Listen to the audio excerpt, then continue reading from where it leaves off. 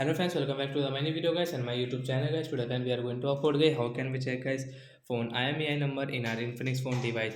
Friends, we want to check guys your Infinix phone IMEI number. So how can you check it? Friends, I will show you. I will tell you in this video.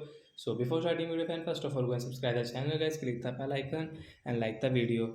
So first of all guys, we will on guys our phone setting to check guys phone IMEI number. So friends, open your phone setting guys. After on phone setting guys, you can see this tab setting in your Infinix phone device. So when we will click on guys this phone my phone setting guys, click on my phone and friends again scroll it. Friends, you can see this tab setting. Friends, you can see guys this IMEI number. So friends, you can check from here IMEI number 1, IMEI number 2 guys, you can check from here, and guys you can check your IMEI SV also from here guys. So as you can check guys your infinix on IMEI number 1, IMEI SV1, IMEI number 2, IMEI SV2 guys, you can check from here. So that's it guys. Thanks for watching the video guys. I hope friends you have understood how to check phone IMEI number. So bye guys.